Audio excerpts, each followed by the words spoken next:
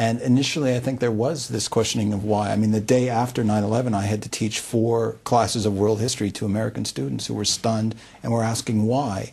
But very quickly, it was shut down by the news channels, by the politicians. President Bush said they attacked us because we're good. They attacked us because we're free. Because this narrative was given. It's Richard's question. Why, what were the alternative responses? Do you feel that the space for looking at different responses was shut down very quickly? Some people would argue if it had been treated as a criminal act, and the world has supported America. I mean, the people understand the need for justice.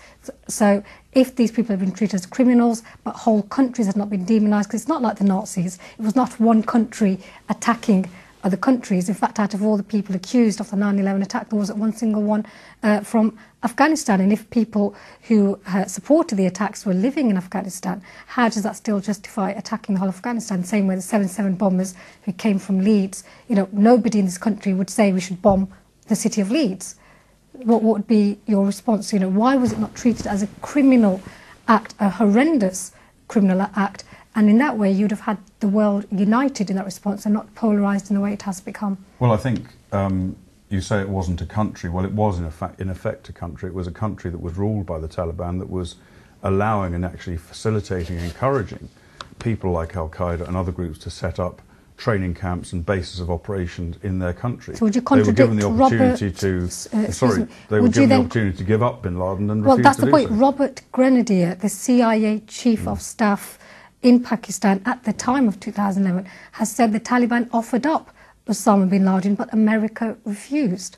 Well, so would you contradict him? I don't know. I simply don't know. All I know is that... So knowing that that is the case, that's documented. I don't know if that's the case. I don't know if that's the case. The fact that he says it's the case doesn't make it the case. I don't know whether Al-Qaeda, whether the Taliban offered up bin Laden or not. My understanding is they didn't, and that's why the Americans decided they had to go and remove Al-Qaeda by force. But I think that going back to the point about what the alternatives are to treating the phenomenon as a crime, and looking at the issue of the root causes, going back to the point that Chris made about that. I was working in the British government at the time, or not at the time of 9/11, but soon after 9/11. One of my responsibilities was this whole area, and I can tell you that there's been a huge amount of work looking at root causes, looking at why it happened, what happened, trying to address it both in the United Kingdom and overseas. And I think it's the idea that hasn't gone on is a very clear mistake.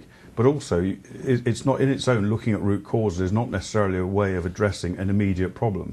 So I think on the one hand, it's important to look at root causes and how we should go about preventing this kind of thing happening again, while at the same time taking immediate action, in this case, I think people would sympathise with the concept that you look at root causes, but you also need to act in the immediate situation. But many people, and it seems a majority, in fact, even within the Western countries themselves, are not supportive of the idea of military intervention. If you look at all the polls now, people are saying that the war in Afghanistan is by no means supported by the British public. They separate out the support of British troops from the actual acts that they're asked to carry out.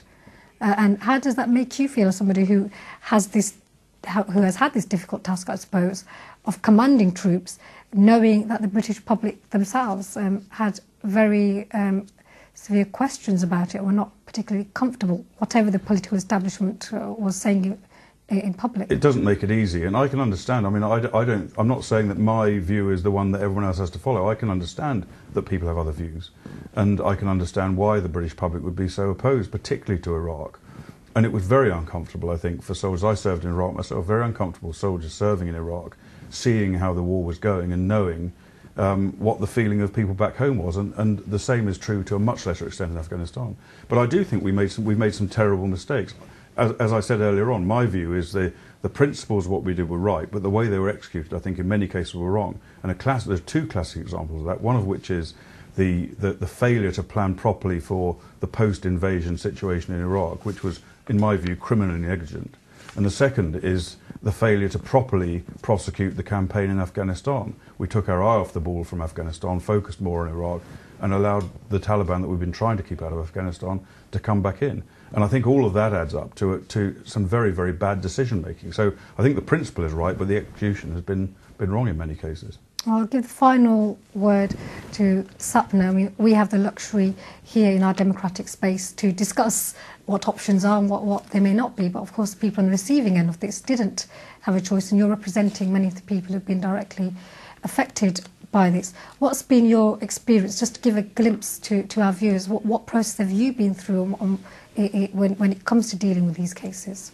Certainly. Well, just to pick up from what Richard said, that I do really feel a lot of this all stems from the lack of planning. For turning back to Iraq now, to the post sort of active hostility phase. But time and again, I mean, I've interviewed countless numbers of people, whether they were involved in the horrendous Camp breadbasket incident, where we're not talking about the same sort of acts of brutality as were meted out to Baha Mousa and the other detainees, but such extreme acts of humiliation that these men have been completely ostracised by their society, completely stigmatised, live it every single day. And yet we're just sort of played with by the soldiers on the ground, from those sort of scenarios to people whose lives have been sort of decimated one way or another, even including people who have been detained for a number of years on what appears to be, from the evidence that we've seen so far, very flimsy intelligence, have totally lost their lives, their livelihoods, their family structures for several years in very extreme conditions. So there are countless and hundreds of these sorts of cases, and even with us, we're only scratching the surface. We're not out in Iraq. These are the people who managed to get access to representation, which I also think is to a much lesser extent in Afghanistan for whatever reason. People are a lot more fearful of putting their head above the parapet and seeking to hold those who did wrong to account. Well, thank you, and sadly that's all we have time for today's discussion. It seems 10 years on after the horrific attacks on 9/11, there is still much polarisation as to whether it's been a war of terror or a war on terror. Do join us same time next week, and of course you can watch this programme on YouTube as well. Thank you very much.